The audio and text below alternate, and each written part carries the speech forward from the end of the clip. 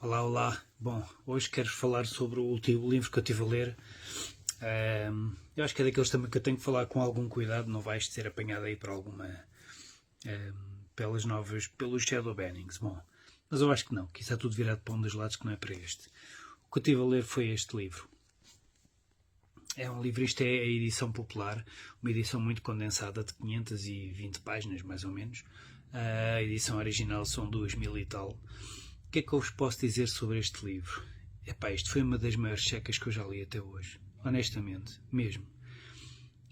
O tio Carlos está 520 páginas a falar da mesma coisa, sempre a bater na mesma coisa, depois com 50 mil formas. Isto é a versão compacta, portanto imagina outra. Mas por acaso acho que está muito bem traduzida, muito bem compactada, porque não se perde o fio à meada. E ele está sempre a bater na mesma coisa, ele está sempre a dar um ponto de vista industrial. Nesta altura não existiam serviços, basicamente, era indústria e muita indústria e muita agricultura. E ele está sempre a bater na mesma tecla no lado do operário. Fala muito em operário e capitalista. Sempre o capitalista, mais-valia, o operário, e portanto faz lembrar aqui o discurso de alguns partidos de cá. Portanto a tecla basicamente é a mesma. Ele só apresenta uma visão, que é a visão de quem produz, do lado da produção. Ou seja, é a fábrica, é a mais-valia. Ele faz muita ligação entre a manufatura e depois a introdução da maquinaria. Isto é a Revolução Industrial, isto é 1867 que é escrito. O Manifesto Comunista foi em 1848, este foi uns anos depois. E então ele está sempre a falar muito nesse ponto de ótica da produção. E portanto são as fábricas e a produção. A parte da venda, a parte comercial, acho que ele fala uma vez ou duas, é muito pouco, aquilo não está ali bem refletido. Portanto, o jogo todo é feito entre o trabalho que é produzido, tanto a peça, ou quer que seja, que é produzido, e portanto ficou aí. Isto custou X produzir e agora ele tem aqui uma mais-valia de não sei quanto. Pronto.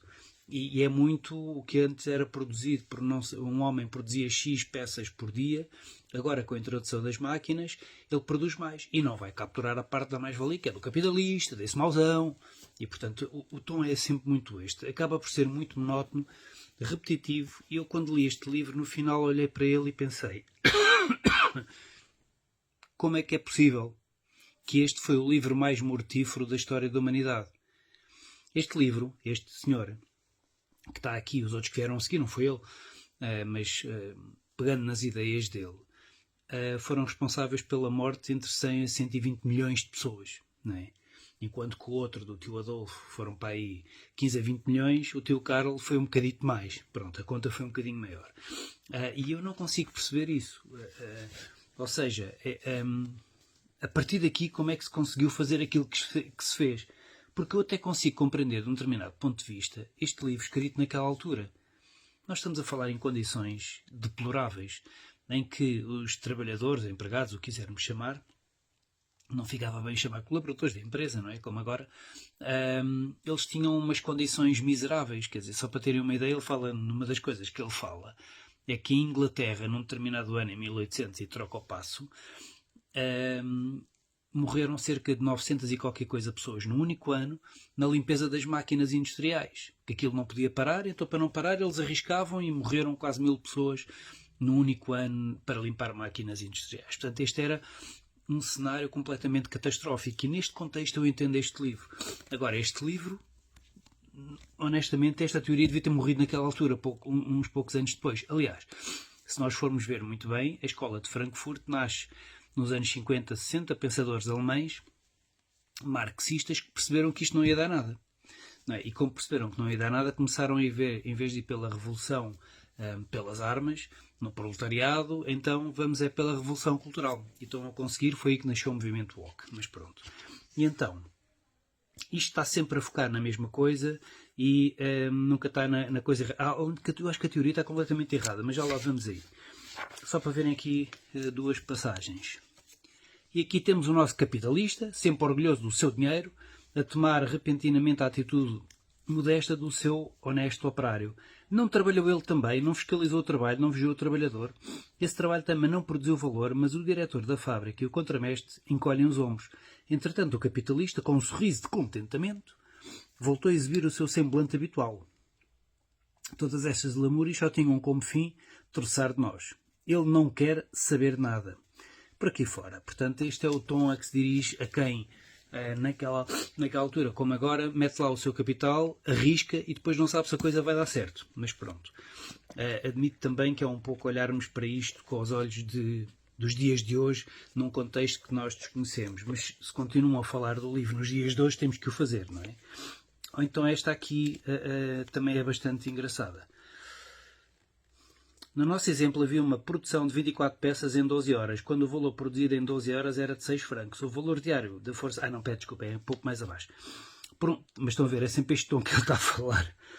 Por um lado, porque o capitalista se aproveita deste contexto para diminuir o preço do trabalho, ou porque o aumento da força produtiva do trabalho provoca o aumento da intensidade. Por outro lado, porque o operário, tomando a sério a simples aparência do salário por peças, acredita que lhe pagam o seu produto e não a sua força de trabalho e insurge contra qualquer diminuição do salário a que não corresponde a uma diminuição do preço da venda de mercadoria.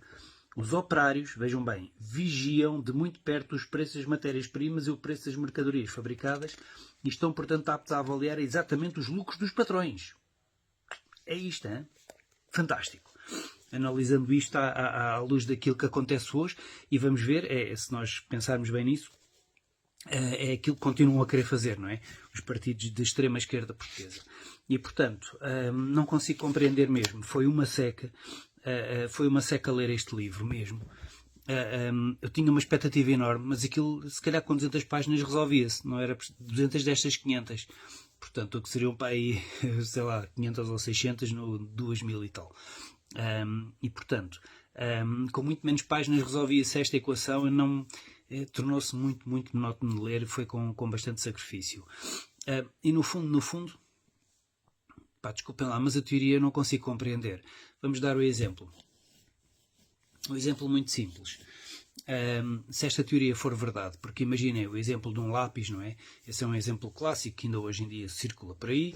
Há a produção de um lápis e tal, e se não fosse o empregado a conseguir fazer a junção de todos aqueles componentes com aquelas máquinas, não existia o lápis, e depois é produzido um lápis com o trabalho do empregado e a mais-valia vai toda para o patrão.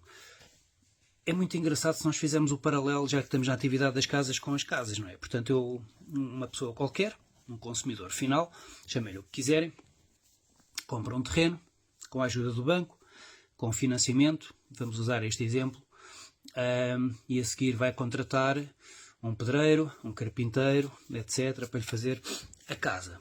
Produz uma casa, vive nesta casa e há um dia que ele vai vender a casa. Por esta lógica, no dia que ele vender a casa, o banco vai dizer assim, olha, tu só construíste a casa, tu ganhaste 200 mil euros com a venda da tua casa, só construíste a casa porque eu te ajudei. Por acaso o exemplo do terreno até não foi bom, esqueçam lá isso. Porque eu te ajudei a construir a casa, porque não se financiam terrenos.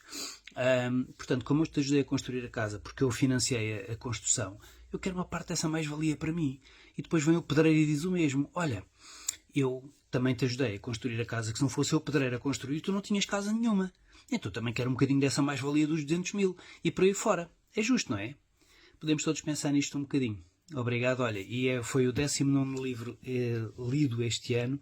E é um 5 em 10. Infelizmente, que eu gostava de ter outra classificação, mas não tenho mais do que isso. Mas tenho ali o Manifesto Comunista de 1848. Quando ler um dia destes, depois falo sobre isso. Deixa ver. Também tenho alguma expectativa sobre o livro. E deixa ver se é um bocadinho melhor. Está bem, a classificação, mas neste não consigo mesmo dar mais. Obrigado, boas leituras e até breve.